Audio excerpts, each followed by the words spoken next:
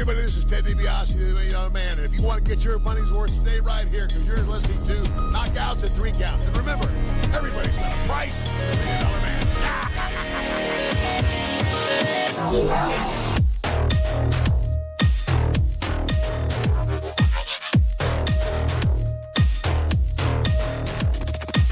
This is Don West here, and I'm telling you, Knockouts and 3 Counts is the podcast, baby! Make sure that's the one you check out, because, buddy, like me, they're the real deal, baby!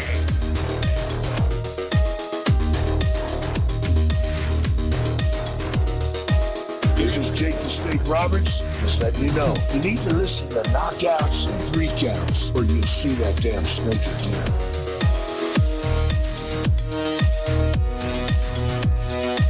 This is the Ring of Honor World Television Champion, a.k.a. Shane T, boy, the baddest champion you ever seen, boy. And you're listening to Knockouts and 3 Counts. What up, though, everybody? This is Kyle, and you are listening to Knockouts and 3 Counts. As usual, we got Dev on the line, and we've got a special guest with us tonight. So before we get to him, Dev, you want to throw out your social media real quick? Sure. You can find me on Twitter at Devin63. It's DEVINTHE63. You can find me on Instagram at Allstate No Sizzle. That's one word. Hey, make sure you check out the Reality Era News page on Facebook. And eventually, once my schedule, clears out, I'm going to make an announcement of when I'm going to start doing my 1205 lives again. But we'll see. But stay tuned. You can find me on Twitter and Instagram at Detroit Knockout, at Detroit NOKOUT. Make sure you're following the show at KO3C Pod on Twitter and Instagram, and at KO3CPod.com. Without further ado, we've got a guest in studio with us who, hell, I've known for the better part of, 10, 12 years. We've got David Garmo with us. How you doing, brother, man? I'm doing good, man. Thanks for having me. Let everybody know where they can find you and all that good stuff. You can find me on Instagram at GarmoFlow, AJJ, and at Assembly Jiu-Jitsu. So part of the reason we're bringing you on, we talked a little bit about Modern Flow, and first of all, let's start with that. Tell me a little bit about how Modern Flow came to be, what spurned it, and now how it's turned into all these jiu-jitsu tournaments, which have been pretty successful. Yeah, Modern Flow started, I want to say June of 2012, and it was because I was broke and I didn't want to get a job. So the honesty, I love it. Yeah, so me and my really good friend Saif Askar, who used to train jiu-jitsu. I love Saif. I used to work with his wife too. Oh yeah, that's right. Well, he was in medical school at the time, and he took out a little extra on his student loans to get us started, and that's how Modern Flow kind of started. Yeah. I've got a few of those rash guards still at the house, man. Those chest pieces, bro. Yeah, they last a long time. So that's how you guys got started with Modern Flow. How did it, turn into what it is now to where you're doing all these tournaments and stuff?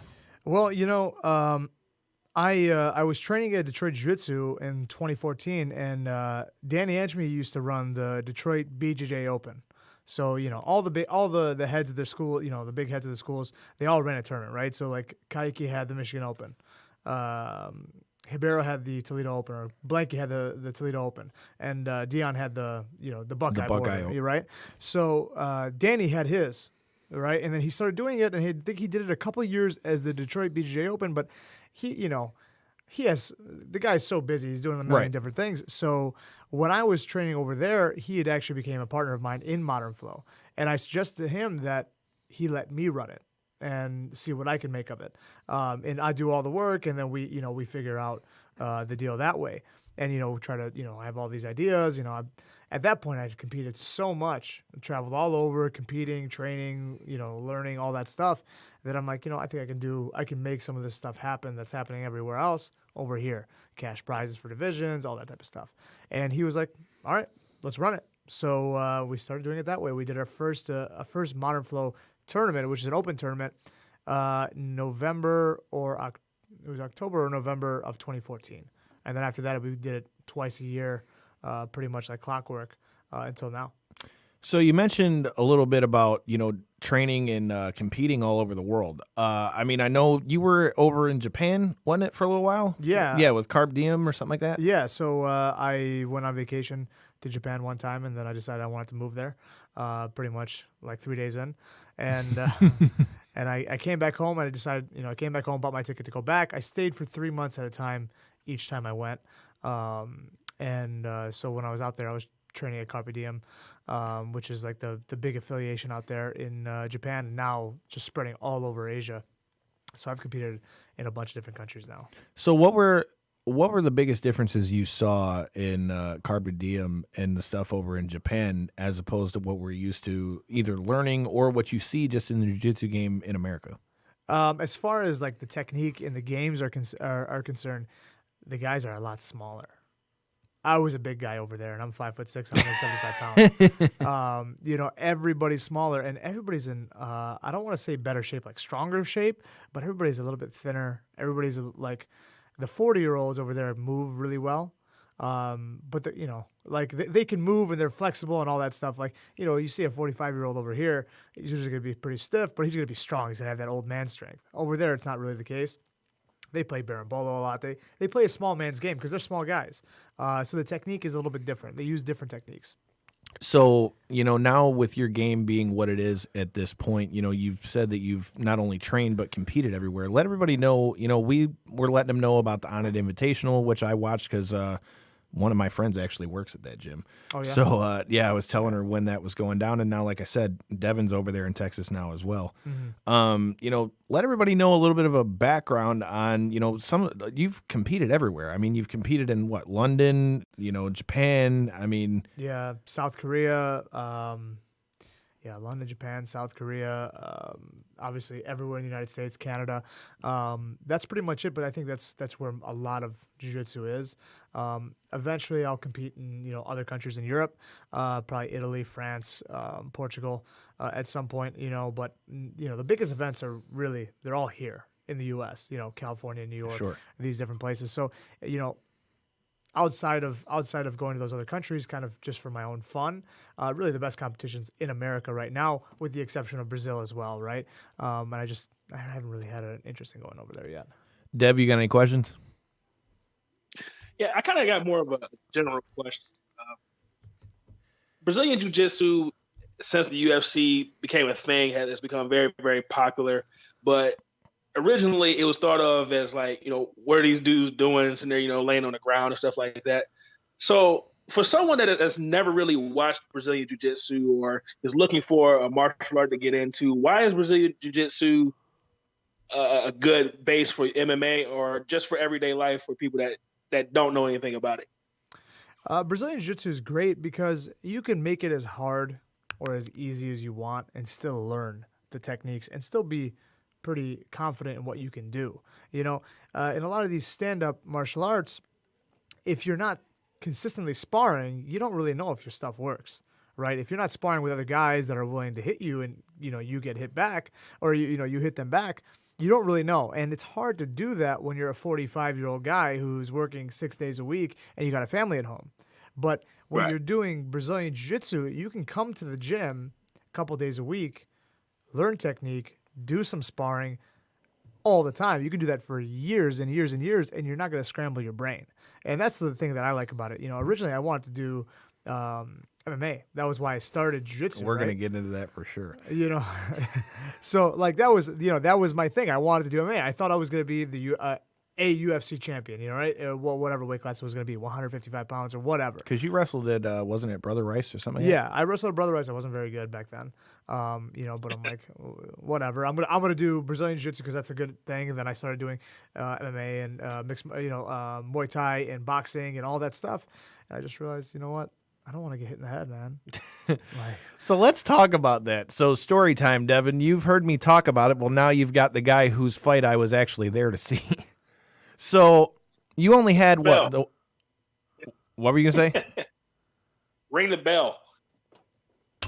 All right, I already rang it. Anyways, so what that's for is anytime somebody was there, they got to ring the bell, which Devin's getting increasingly more bells.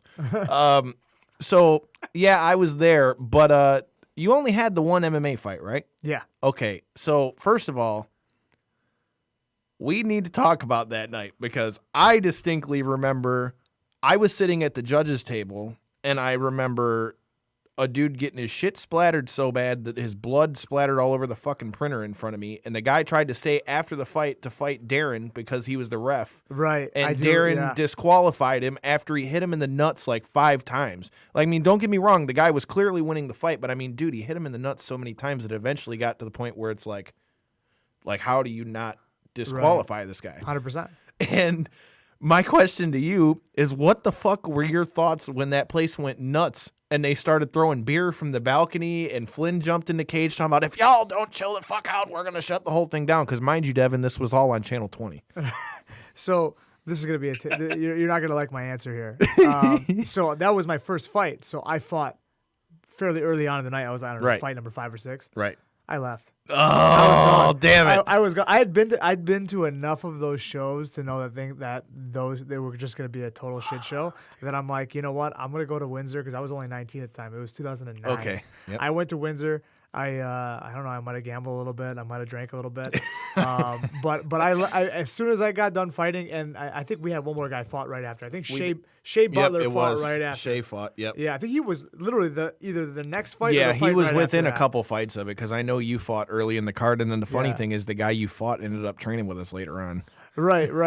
Yeah, but he didn't. He stopped though, right? He trained somewhere else. He trained actually another place I trained. He ended up training with Russ Tackett and then with Scarred and shit. That was where he was training when you guys fought him. Yeah. Okay. Yeah. I knew it was one of those. I knew he trained with Russ at some point. Well, I know he trained also at Vision with Tyrone. Okay. Yeah. But I don't know. I don't know where he's been training since. Right. Or I still don't know all. shit about him at this point. But yeah, that night was wild, Devin. To kind of paint the scene for you guys, obviously, since you guys weren't there, I'll ring the bell again before you say it. Anyways, so Garmo fought, and then shortly thereafter, when the guy who had, like I said, kicked old boy in the nuts a few times, the crowd went nuts when they disqualified him. Like, when I say nuts, bro, it was damn near a fucking riot because they were throwing beer from the balcony. I got hit with a beer. Miles got hit with a beer. And the Miles I'm talking about is, yes, past guest of the show, Miles Jury, who just fought Ben Henderson in Bellator. That tells you how long we've known each other. So I'll never forget it because, dude, they just went nuts. And I've never in my life before or since saw a promoter get in the cage and have to tell everybody to chill the fuck out because if not, he was going to shut the fights down. But that was back in the XCC days where that happened. Yeah. All the time. Back when there was 35 fights on a card and the show went on until 4 a.m. And my all-time favorite fighting style happened to come up time and time over again. I'm a street fighting specialist. Oh, yeah. There was a guy back then who had the best nickname ever. And I always thought it was the best nickname ever. The Energizer Bunny? No. Who was that? Oh, the guy that always used to wear Chucky Matey. The guy always used to wear fucking bunny ears to the ring. No, I don't remember that guy. I'm talking about this. He was a heavyweight. They called him the Mexicutioner. Yeah, that's the guy Don fought. That's the guy that broke his nose. No, it was Ray Lopez. That wasn't the same guy, was it? I swear to God it was. Are you sure? I'm almost 100% sure. I can't swear my life to it, but I'm almost sure it was him. Okay, all right. Well, no, maybe. Because his name was Ray Lopez. Yeah, it could be a few. You're probably right, but I always loved that. And I only remembered it because when Don and him fought, it was for XCC. And if you have never seen it, go back and try to find it because that was also on Channel 22. Miles had fought on that card and fought a complete turd can. I'll say that now because the guy he was supposed to fight didn't show up and he broke his foot on the guy's face. Who was he supposed to fight? I don't remember who it was, but he ended up fighting David Herline, who ended up fighting. He fought Harley Wallen later on. Like, he just became the guy that would take any fight and then guys would just beat him up. Right. But he's the only guy I've ever seen in an MMA fight. The guy grabbed a hold of Miles and pulled Miles into mount on top of him. Miles stood up out of mount, which I've never seen somebody do in a fight. As he stands up, he fucking cracks the guy. He falls against the fence and then hits him with about the nastiest head kick I think I've ever been there live to see because he hit him with the foot, which you're not supposed to, but he hit him so hard he broke his foot on the guy's face and then proceeded to just mongoose punch this motherfucker 100 times. That was a rough night for a bunch of our guys. I mean, Don won his fight against Ray Lopez. Yeah, and his fucking nose was on the other side of his face, and he broke his hand on his head. Yeah, that's right. He broke his hand. He broke his hand and broke his nose. His hand still doesn't close, I think. No, it's still fucked up. To this day, it's still fucked up. Yeah. Oh man. So now that we're talking about the old days, tell me how assembly jiu-jitsu became to be. Well, I mean, ever since I started jiu-jitsu, I told myself that, this is what it was almost like after my first class. I'm like, oh, I love this. This is what I'm going to do. I'm going to do this forever. I'm going to teach jiu-jitsu. I'm going to compete as long as I can. I'm going to do as good as I can. I'm going to be one of the best in the world. Those are my goals. But part of that was I'm going to make this my career. Right. And there's not, you can't really make that much money competing with the exception of guys like Gordon Ryan and whatever. But, even then, those are not sustainable things for like your whole career. So I told myself I would open up a school, but I told myself I wouldn't do it until I was a black belt. I didn't want to be one of those turds that there's a million of. Yeah. It's just my thing is like I want to do all the things that I want to do competitive wise, right? Like being a competitor. Right. And, I was all, white, blue, purple, brown, those are all just getting ready for black belt. Right. At the end of the day, right? So if I open up a school when I was a brown belt or a purple belt, which I thought about doing, don't get me wrong, it's not like I never considered it, but I just wouldn't be able to do some of those things, or I wouldn't be able to do them as efficiently as I would have liked to. So I was in Japan. I told myself I want to live here forever. But I couldn't really make a good living there. Jiu-jitsu in Japan is slightly cheaper than it is in the States.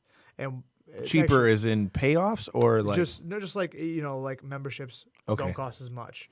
That's a good thing. Huh? That's a good thing because membership in America, I can't tell you how many people over the years have come to me and been like, "Bro, I want to train jiu-jitsu, but I can't pay $100 a month." Well, to me though, that's like $100 a month. That's $25 a week. I agree. It's the when people say that stuff, it is the silliest thing ever. It's a cop out. It's a cop out. You spend so much more money on all these. Listen, right now, especially in the day and age of the iPhone 11, you know what I mean? They're spending more money a week on lease payments. Not even lease payment. The what is it? Download the pay to play stuff. Okay. You know what I mean? Like I have this game. It's called Archero. I've spent so much money on this game for no reason. It's a terrible like Clash game. of Clans and like all that Clash shit. of Clans, yes. stuff like that. So all of that is just nonsense. Drinks at the bar in Detroit cost $16 now. You're gonna tell me you can't afford a $100 membership at a gym? That's nonsense. But over there, everything was cheaper. Everything was cheaper, and even the nicest gym the nicest gym, which was one of the Carpe Diem branches in this area called Hiro. It's where all the embassies are at. It's like the Lower East Side of New York, where all the the millionaires and billionaires are at, right? Mm-hmm.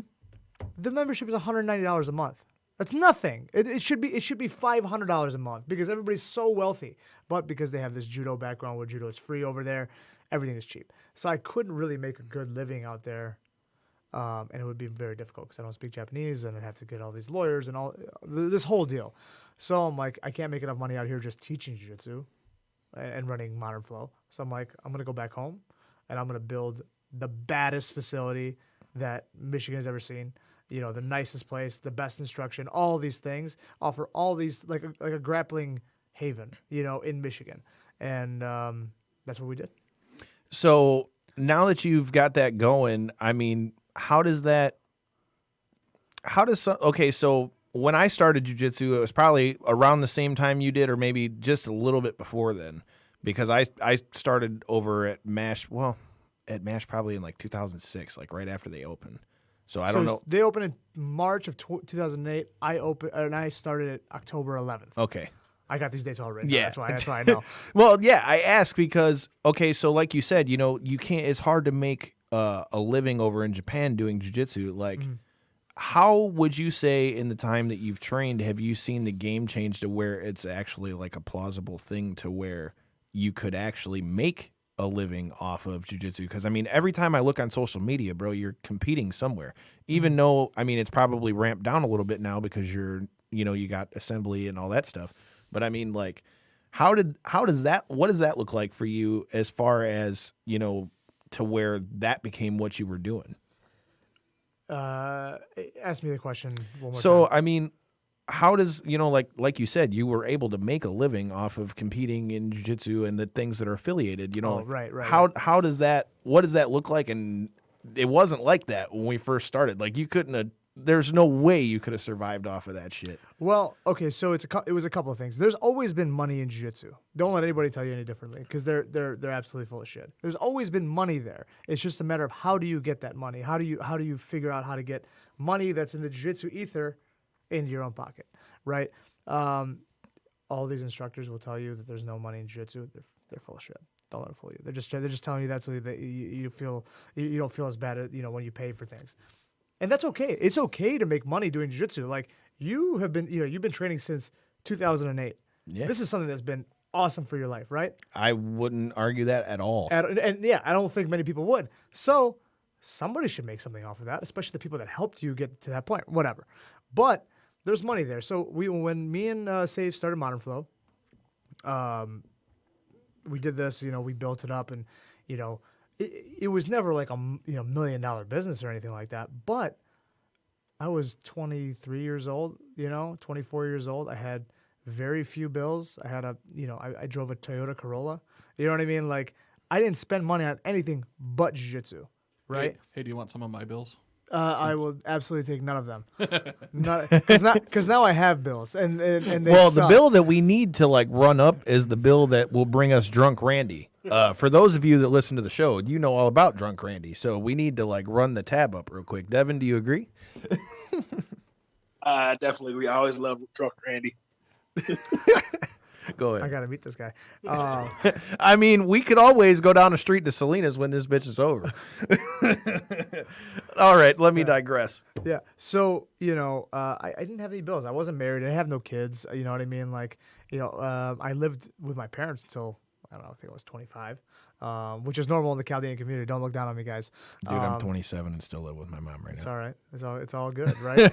But, I just didn't have that many bills. I could live off of fairly little and just take all that money that I would, that other people would spend at the bar and buy a plane ticket to California to compete at the Nogi Worlds or go to New York for, the New York Open or something like that. So that's how I did it. And now, now I make a little bit more money, nothing outrageous, but, my money goes into travel and really good food. Those are the two things. And really good food. Yeah, I like to travel, compete, travel, and, experience the best food that this earth has to offer, But, I mean, that sounds like a pretty good pastime to me. Dev, you got any questions? Yeah, I kind of want to go back to the old days of MMA, man.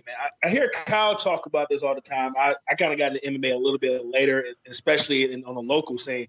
So I want to hear from you. What was early day MMA like in Michigan? The Wild West. I mean, that's the best way to fucking describe it. When you got guys that are coming into the cage saying, I'm a street fighting specialist, and they come in with their $20 and one shorts that they bought from Dick's probably the day before, and they're having to tie tape around their shorts so their fucking shorts don't fall off their ass in the cage. I was just gonna say that. You knew shit was on it was on a downturn when a guy would show up with a belly over the taped shorts around his waist. It was really weird. It was, promoters were paying guys under the table to take fights, and you'd get this guy who looked like he knew what he was doing. Like he was in really, he was in pretty damn good shape. He had a six-pack, and he's out there, and he's got tattoos, and he's, he shaved a mohawk into his head. And then all of a sudden, the guy that he's fighting is this literal turd.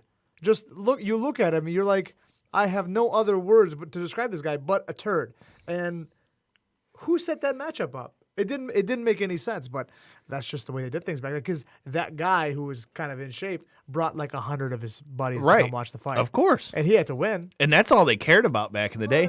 Dude, I'll never forget, and I go back to it because we mentioned it and referenced it. So that night that fight happened where Miles and Don fought, it was at Royal Oak Music Theater on one card. And if this gives you an idea of the talent that was around back then, on one card you had Darren Cruikshank fought on that card. You had Justin James, who trains out at Extreme Couture now. You had Don, who's fought everywhere. You had Miles, who's fought in the UFC and Bellator, with James Lee and Jeremy Stevens and all them in their corner.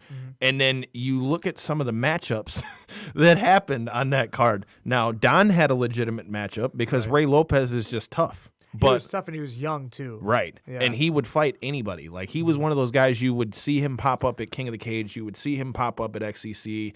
Obviously, for those that don't know, XCC and King of the Cage are kind of linked because Flynn owned both.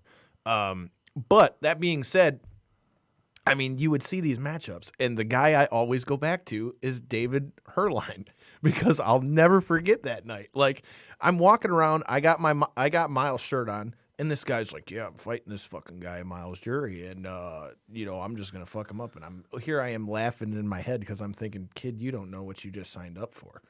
And 5 minutes later, all you get is, "Oh shit." I hear him talking to his friends. "Oh shit, he hits hard." Like, dude, you would just see the most fucked up. Dev, I wish you were into MMA back then because it made for pure fucking comedy. Like, I don't know how else to put it, but it really, when he says the Wild West, I don't know how else to put it because almost every time you would go to a fight, there was one of two things. Either you'd have some complete bum against a guy who was actually halfway decent, or you would have where the crowd would get so drunk and rowdy that it would be damn near a riot. Yeah. There were two guys, and I'm not going to name them because I know you definitely know who they are. There were two guys that they never fought each other because they weren't in the same weight class. But there were two guys. I've trained with both of them, but they would bring such a crowd to these fights. They literally sell 120 tickets. I feel like I know who we're talking about. 100% you do. There's no way that you don't. I mean, like, every promoter would love to have these guys on their card because they would bring everybody. Everybody. I don't even know how they know this many people in real life. How do they get these tickets to them? But they would come. They'd come out there and one of them, fought a little bit more, was a little bit more experienced, and they gave him some pretty good fights and sometimes some tomato cans or whatever, depending on if the guy dropped out. The other guy, he was kind of new, but he was selling all these tickets. So hey, let's get him in here. Let's milk this for all we can get. And it was just hilarious because they would go hard.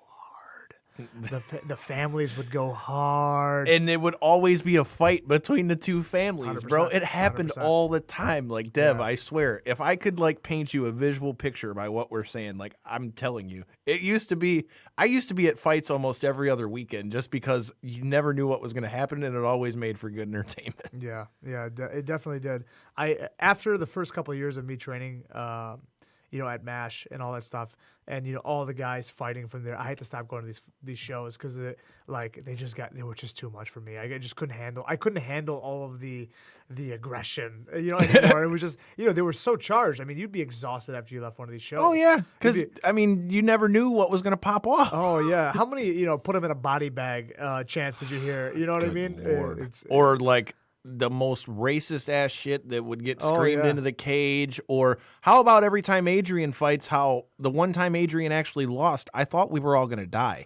Like, Fabio was... This is Adrian Hodgebege. Yeah. And the one time he lost, bro, I'm not kidding. Like, Joe Battaglia, who is also a friend of the show, and we've done live stuff from TXC Fights, I'll never forget all of those people, started to move in on the cage, and and I'm like, I got a security shirt on, which the only reason I did security, it was just an excuse to get into the fight. Right. And bro, it just was like, dude, what the fuck? Like, if he loses, this place might riot. Albanians are fiery people, man. You got to be careful with that. And that's no disrespect to them at all, but I'm just saying. They know what they are. They know what it is. Like, if you look, bro, the only thing I can equate this to so that you can understand what I'm talking about, it was like they were a bunch of bloods, bro. They all had the Albanian flag, which is a red flag with a black eagle on it, and they all had their flags waving and all that shit. Dude, it's wild. So, Kyle, remember we did a show with, I think both brothers fought on. Oh, we did, because they came on the show. They're one of Randy's favorite guests. Adrian's got a brother? Yeah, Ermal is here. I'll say this, man. I have never seen anything like that in my life. And I'm kind of jealous because I would love to see, a bunch of black people show up for a fight and show that much support for, a fighter like that. Which it kind of did at that same card because they had someone who represented one of the fraternities. But yeah, that support from the Albanians, man, I want to research Albanian culture now. I was thoroughly impressed by what I saw from them. So before we go any further, shout out to our sponsor, Matt Stransky, who's watching the video right now. If you're looking to buy a house, man, Stransky & Company is the way to go. Stransky & Company is a top-producing real estate team that specializes in individual strategy, over-the-top service, and continued success for their clients. They're the real estate easy button. If you're looking to buy, sell, invest, call them at 248-563-9449 or email them at admin@stranskycompany.com. Follow them on all their social medias at Stransky & Company. And, hey, go to our website at ko3cpod.com. You can find all of their links there. Like I said, it's not just because they're our sponsors, man. All you got to do is go and look at their Facebook page or any of their social media and look at the houses they're putting out. Buy a fucking house, people. Hot damn it. Buy a house. Hey, if Stransky's watching right now, man, I want him to put in the chat like whether that house in Berkeley is still for sale, man. That house is fucking beautiful, man. I bought it. Sorry, Dev. So let's get back to business. So we talked a little bit about how you got Modern Flow Pro 2 coming. Tell everybody what they can expect in the difference maybe in Modern Flow Pro versus your regular, like a Michigan Open, a Buckeye Border Battle, like all these things you're talking about. Right. Let people know what they can expect, where it's going to be, what they got to look forward to. So the Modern Flow Pro 2 is going to be a grappling showcase. Okay, so this is not going to be an open tournament like these Michigan Open or the Buckeye or anything like that. This is where you sign up and you fight in your division and all that stuff. This is going to be a show for the local community, featuring a bunch of the grapplers and all that stuff. What we got over here? One of your homies is talking about your trip to Canada. That's right. We did go to Canada. Oh, what up, E-Block? He was just in class today, actually. So the Modern Flow Pro 2, it's a grappling showcase. We're trying to get guys, like a bunch of the instructors at all of the schools all around, Metro Detroit area are going to be competing. Who are some of the names you guys got in there that people in Michigan will know? So like these are already published, so I'm not giving up anything too important here. But like I have guys like Jason Kazmarek from New Way. He's the owner of New Way Martial Arts. Bill Conkle, who owns Voyage Martial Arts. Mateus Veloso from Allegiance. Vic Torres, Cascal, Victorious MMA. Matt Linsmer from Magic BJJ. And then I'm trying to match up guys like Danny Adjemi, obviously from Detroit Jiu-Jitsu, Anthony Fawaz from Detroit Jiu-Jitsu. We had some matchup issues, injuries happened, so we're trying to link them up with different guys. But those are just the black belts, right? We have a bunch of purple belts, some brown belts, a bunch of blue belts that are going to be competing as well. Trying to make exciting matchups because we want to just, Michigan. And especially Lower Michigan has some really good jiu-jitsu, and nobody respects it outside of Michigan. Really, it's like there's a few guys that get a little bit of recognition, but this area is really good at grappling, and people don't. There's see no it. argument there. But the thing is, nobody else sees it, right? And that's because Michigan's. It's the same with MMA, man. It's like look at it in the last year. You've had 5 guys have gotten signed to the UFC. Mm-hmm. I mean, you've had Darren that's fought in Ryzen, UFC, all that stuff. You've got Miles who's fought in UFC, Bellator. Chaos just went and fought over in China. Mm-hmm. I mean, there's guys that are getting out there and doing it, but Michigan's never been known as a hotbed. Right. It's true, but we have a really incredible wrestling tradition here, right? So it works really well for submission grappling as well. A lot of those guys who are high-level wrestlers are coming into jiu-jitsu now, especially now that jiu-jitsu is spreading. There's so many schools now. Like 10 years ago when we started, 12 years ago when we started jiu-jitsu, how many schools were there? How many schools did you know of outside of MASH? Well, put it this way. The reason I ended up, full disclosure, the reason I ended up at MASH was because the gym I was training at was quite frankly a little hole in the wall. Right. And I was training to get ready I was still competing in boxing at the time. And so my mom, I was probably, look at Brandon. Shout out to one of our coaches from back in the day for Garmo and the guy I still train with from time to time, Brandon Fracassi McDaniel. How you doing, brother, man? Yeah, man, like when I started. How do I see this? You can see who's looking at it in the live feed. I got you. But yeah, man, like I was still competing in boxing. You got to turn your volume down, dog. Sorry, look at Garmo. I have no idea what I'm doing. Listen to me. Yeah, but yeah, dude, when I started, the only gyms that were really around, MASH was like the first big MMA gym that there was. And I was training at a small gym, which, I'm not going to go too much into it. But, yeah, we were training there. My mom was like, look, if I'm paying for you to train, I'm going to take you to somewhere where I know I'm going to get the money's worth. And MASH was like that first big super gym. Like when it started, you had James Lee, who, has fought in UFC. He's fought in Pride. Right. He knocked out Travis View in Pride. He fought Alessio Sakara in the UFC. He's supposed to fight Tim Boesch in the UFC. You had Todd, who was still, fighting King of the Cage. You had Don, who had fought in Russia and all those places. Right. I mean, and then you had all the guys that were on the come up. Like I said, you had a Darren Cruikshank. You had Justin James. You had Eric Moon. You had, literally a who's who of what it was. But there wasn't like it is now where there's a Michigan Top Team. There's MASH. There's Fuse MMA. There's Murcielago MMA. There wasn't – at least if they were around, they weren't what's the word I'm looking for? They weren't as pronounced maybe. They weren't as evolved. Right. Now – with the proliferation of jiu-jitsu in this area, right? A bunch of guys have come out of Warrior Way, MASH, Detroit Jiu-Jitsu, and all these other local schools, right? And then what are they doing? They're opening their own schools. They get their black belts or they get higher up. They live in an area that's a little bit far away from where they're training. And all of a sudden, Dursa. What's up, Dursa? Oh, we want it now. Shit, meatloaf sounds good, dog. I'm hungry right now. Right. It's compounding on itself. And so now there's so many schools that you can't do the same old thing now. Everybody's got to evolve. Everybody's been evolving, right? Everybody's getting better. The schools are getting nicer. The class structure is changing up a little bit. Things are getting better across the board because now you have a lot more competition. Well, right? That was one thing I was going to point out. Dude, when we started, there wasn't really a such thing as, like, competition classes per se. Like, it was either you had, like, your pro MMA fighters, and then you just kind of had the rest of the classes. Now you've got, you walk into any place. Perfect example. I got to go train at American Top Team when I was in Florida, right?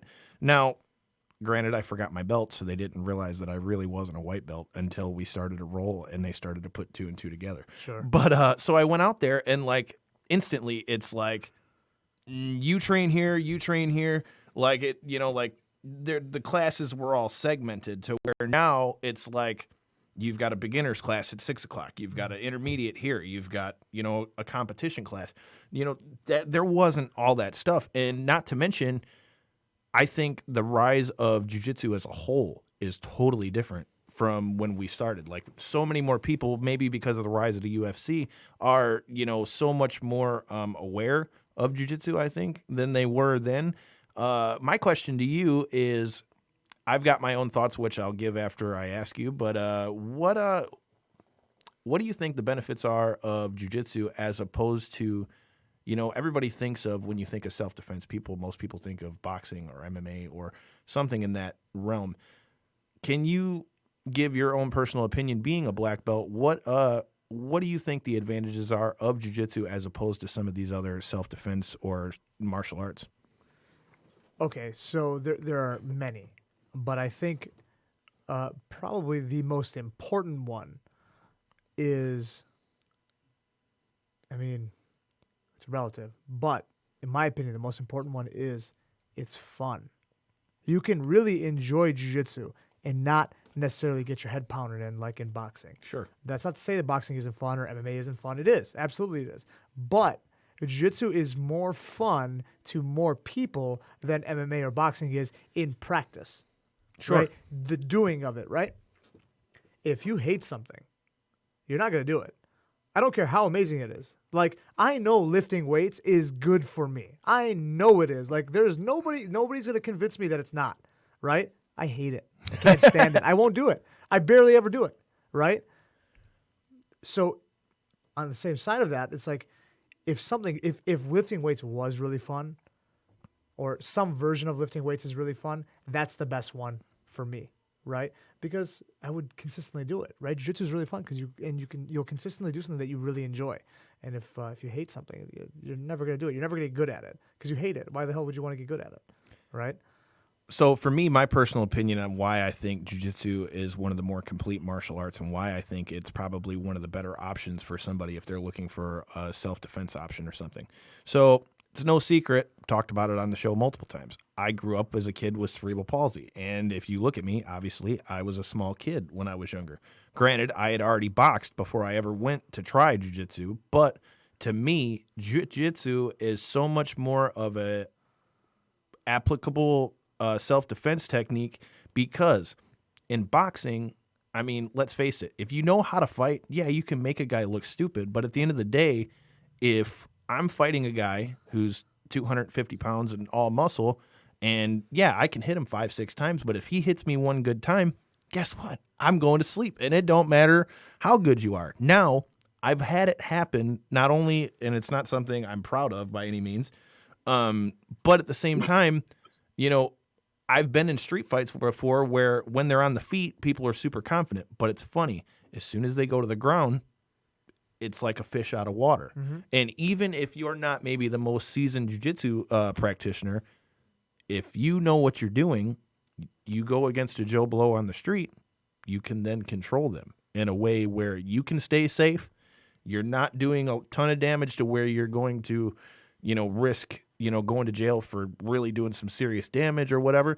And for me, I am most thankful for jiu-jitsu because I've been able to use it to help some of the kids with disabilities that I work with. Mm-hmm. The flexibility that you get from jiu-jitsu, the dexterity you get because of the different movements there are, having to figure out what works for your game, because not what works for me might not work for you. What works for you might not work for the next guy. So that, to me, I think is the best part when it comes to jiu-jitsu, because anybody can do it.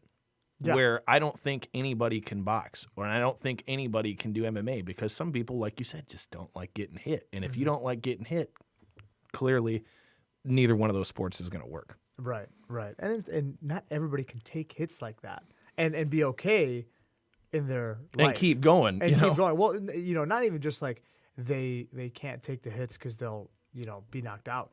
But if you're a professional in your field, you can't go to work with black eyes and bloody lips and a busted nose, and you can't sit, you know what I mean? Like your ribs are all jacked up because somebody was using you as a body, a punching bag. It's jiu-jitsu. You can hide the injuries; they're inside your body. You know what I mean? Like you can work around them. And you can work around them, right? So, in that way, I think you're 100% right. Dev, what about you? Any questions? Any thoughts on what we're talking about? Well, kind of on the same line of self-defense, man, for women who, are looking for a way to, defend themselves, in case something happens. What's the benefits of jiu-jitsu for women in particular? Well, for women, typically the women who are, if they're in a self-defense situation, they're typically going to be smaller, right? Possibly weaker.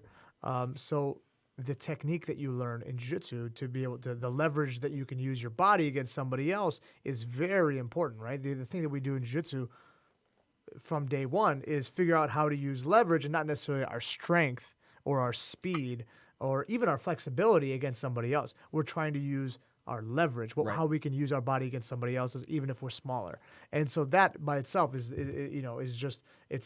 the important thing here. Now, there are specific techniques that work really well in certain scenarios, and, typically the way the women are built, they work really well for them, like triangle chokes and all these different things. But really, at the end of the day, women doing jiu-jitsu are going to be a lot more confident when somebody puts hands on them.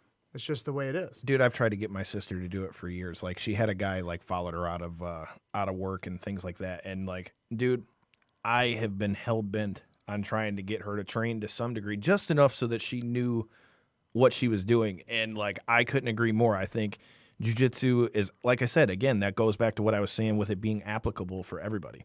Since we're talking about chokes, let's talk about your bread and butter and my favorite choke, the guillotine. Tell me about how that's become you've got your own system with it at this point. And Dev, here's another nugget for you. You remember when I told you I was training for Michigan Open, the one that you came out to come watch me compete in? This is the guy I told you I went to go train with to work on the guillotine a little bit more. Okay. Yeah, let's hear about this. So tell me your thoughts on, for you, why would you say the guillotine is your favorite submission, first of all, and what got you to where you've, because now the way you were showing me that you're doing your guillotine is way different than the way I originally was taught how to do it.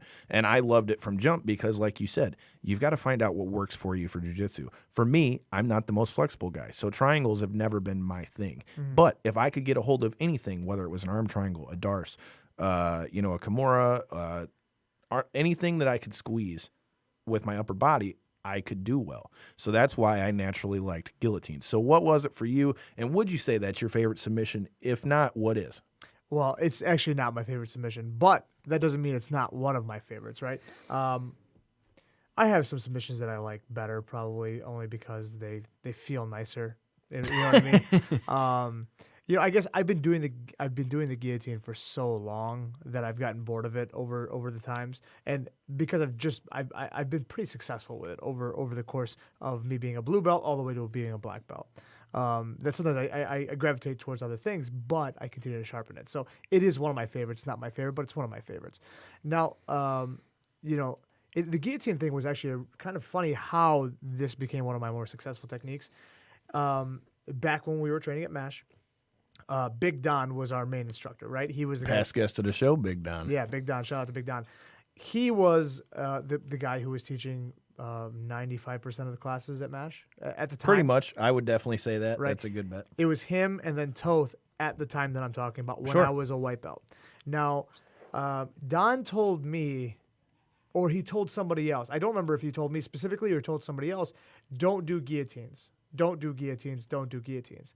And what I thought he meant by that was, don't do them now as a white belt, because I think he did explain it like, you're just gonna fall back and you're gonna mess it up and you're not gonna be good at anything else because you're just gonna keep falling back for guillotines. Kind of like a lot of instructors say about the straight ankle lock. Don't work on that right now. Like, it's good to know. It's a good technique. That happens to be another one I happen to be good at. Right. But don't do it right now. So I didn't touch a guillotine. Arm in, no arm, on top, on bottom, until I got my blue belt. I remember like the first day training after I got my blue belt, I started attempting them and working on them, and I was trash. I mean, I wasn't any good. I didn't know how to do it. I never did them, right? So I started working on them, and then over the course of time, it somehow became a little bit more successful for me just through, practice and whatever. And then I watched Marcelo Garcia do his high elbow guillotine, right? The Marcelo team, people call it. Yep. And I started seeing that, and so I started kind of like a little bit playing around with it. And then it was in 2009, I believe, that I went to. It was in 2009 that I went to Miguel Torres's gym to train. Okay. And I remember him from WEC back in the day, for those of you who don't recognize him. Devin, do you remember watching Miguel Torres at all? Oh, yeah, most definitely. Okay. Yeah, he was one of the pound for pound best fighters in the world. WEC. He was the man, especially because they were the ones that had the first ones to have like the small weight classes. Like, his fights back then were always fun to watch. Oh yeah, he was an animal. I mean, he by the way, one of the nicest guys in martial arts ever. The guy let me stay at his house for free. Like, I was a blue belt. I wasn't anybody.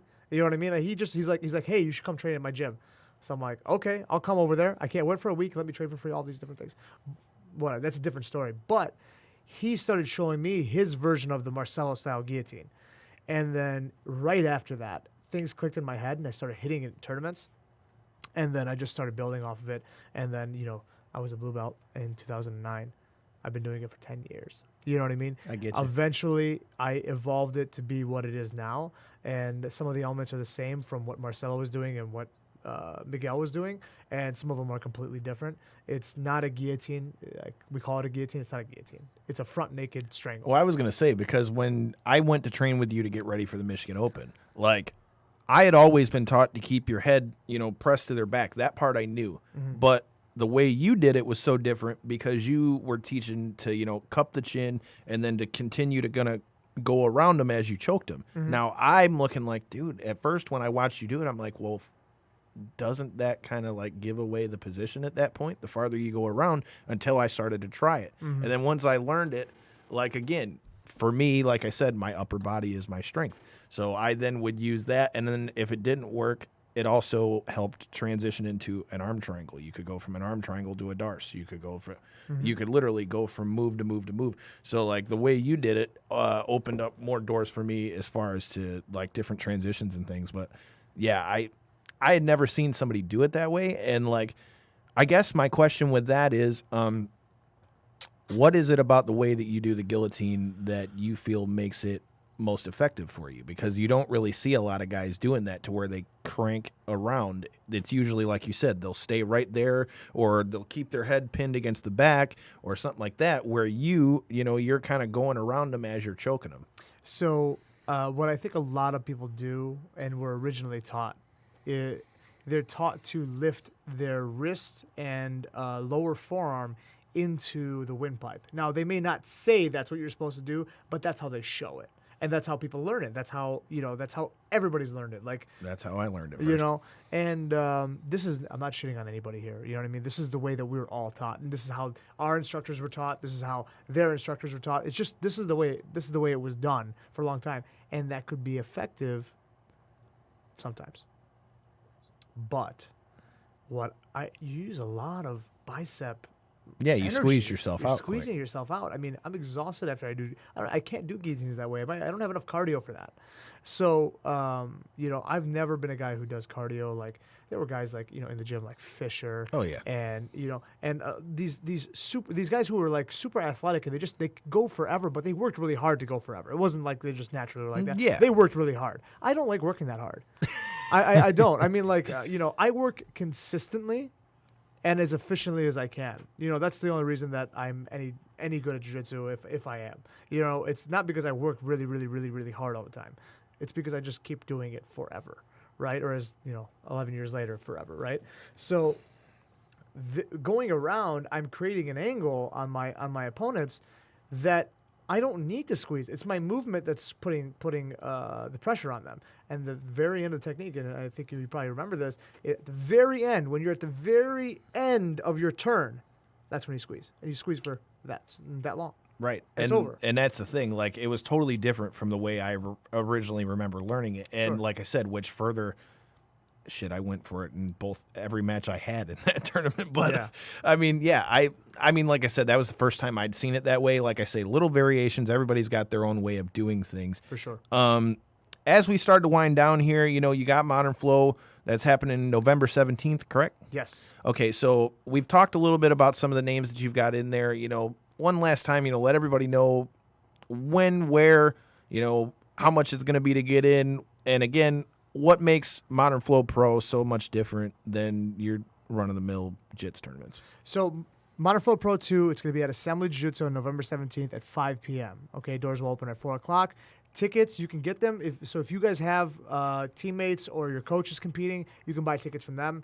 If you don't, you can buy them from us at the door. If we have them available, I'm fairly sure we're going to sell out because it's going to be at Assembly, right? We're only going to have enough tickets. We only have 220 tickets, and half of them are gone already. So I recommend you talk to your coaches and your teammates if they have them. If you don't have everybody that that's competing, you can buy them on our website. They're $55 if you want them to get them shipped. They're $50 to you if you buy them from your teammates and all that stuff. And if you come to the door, they'll be $50. But I definitely recommend you get them ahead of time because 100%. We're going to be at capacity. Like, we're going to be above capacity for sure. And I would hate to turn you guys away. I will stuff you in if I can, but I don't want to turn you guys away. So if you really want to come, please get them ahead of time.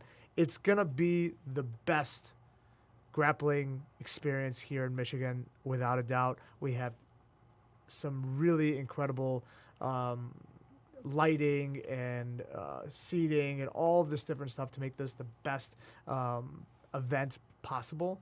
It's gonna be it's not something that you've seen here. Other people would you say it's something on par with like what you saw at the On It Invitational, something like that? Yeah, I think it'll be like that. It'll probably be a little bit nicer as far as certain things are concerned. The On It Invitational was amazing. It was really cool. They had a great venue. I watched that as you competed. Yeah, no, it was a great venue. All that stuff was great. We're going to have a little bit more seating. We're not going to be people are going to be sitting in chairs as opposed to bleachers, so it'll be a little bit more comfortable. We have more space in our gym than On Invitational had. It will be live streamed as well. We're figuring out the whole live streaming platform, but that will all be on our website and our Facebook, social media, all that stuff. Make sure you get it to me. I'll also share it off of ko3cpod.com, Knockouts and 3 Counts podcast on Facebook, all that good stuff. Yeah, beautiful. But I really like, guys, I want to, leave you guys with one point here. It's like, my goal originally was to be the best competitor that I could possibly be, and that I always thought that would be one of the best in the world. Now my goals are shifting. That's still important to me, but I want to bring the best grappling to Michigan possible. And it starts with our local competitors getting as good as they can. And, not everybody has dreams of being a world champion. Not everybody has dreams of doing jiu-jitsu for the rest of their life. But there are going to be a lot of people who come after us. And we need to be those guys that they lean on, right? Just like me and you, we came up after these guys like Don and Brandon and all these guys and Danny and these guys, right? So, like, we need to pave the way for them. And then somebody else 10 years from now is going to do this way better than me. And that's what I hope for. That's what I'm hoping for. So we just need to step the game up. Everybody's got to step the game up a little bit more, every generation. Dev, you got any last questions for our guest? One last question. And Kyle, you and me had talked about this before. In the UFC, you got a guy named Ovince St. Preux, and he's kind of gotten known for doing the Von Flue choke. And one thing that I've never understood is, how does that choke happen? I explained it to you because I've choked somebody in it. I know, but I want to hear from Garbo. How does that happen? Is it just someone not knowing what they're doing and basically falling into it, or is it that Ovince St. Preux is just so good at it that he knows how to set people up to fall into it? Both. If people are a little bit stubborn, people think that they can guillotine him, or they're tired. Yeah, plus they're tired. People think that they can keep him in a front headlock and get the better of him, but he's been doing this technique for however long he's been doing it. Who knows? He could. And he's finished it multiple times at the highest level you can. The Von Flue choke is 100% a legit technique.